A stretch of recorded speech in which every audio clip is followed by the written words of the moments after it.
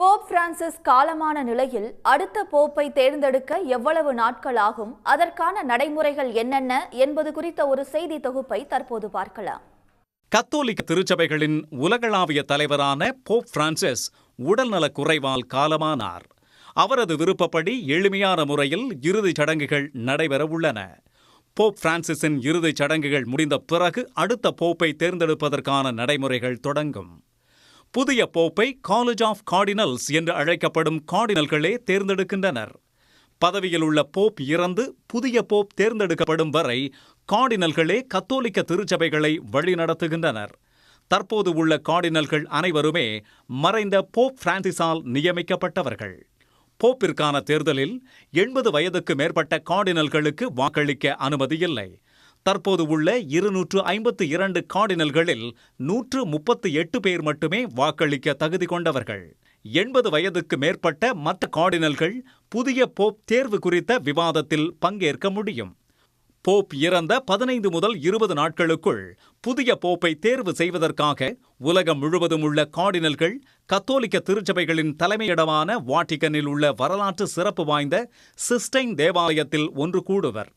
அனைவரும் வந்து சேர்ந்த பிறகு தேவாலயத்தின் அனைத்து கதவுகளும் அடைக்கப்பட்டு சீலிடப்படும்.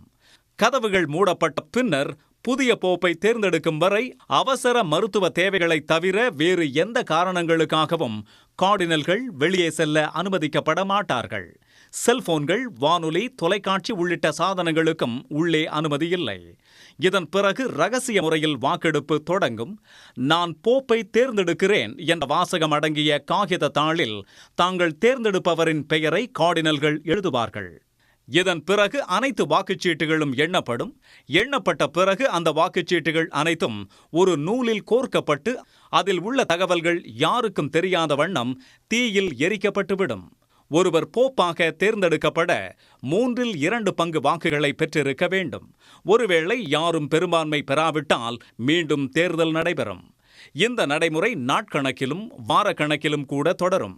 சில நேரங்களில் போப்பை தேர்ந்தெடுக்க மாத கணக்கில் கூட வாக்கெடுப்புகள் நடத்தப்பட்ட வரலாறு உண்டு.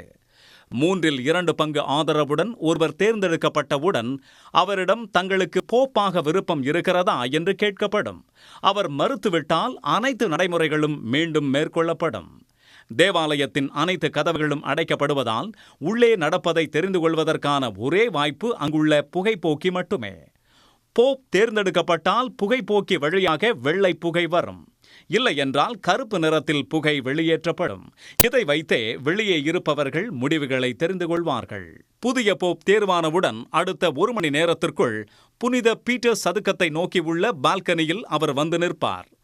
அங்கிருந்தபடியே அவர் மக்களை நோக்கி கையசைப்பார். அப்போது வாக்கெடுப்பை நடத்தும் மூத்த கார்டினல் நமக்கு ஒரு போப் கிடைத்துவிட்டார் என்று பொருள்படும் ஹேப்பமஸ் பாப்பம் என்ற லத்தீன் வார்த்தைகளை உரக்கச் சொல்லி புதிய போப்பை அறிவிப்பார்.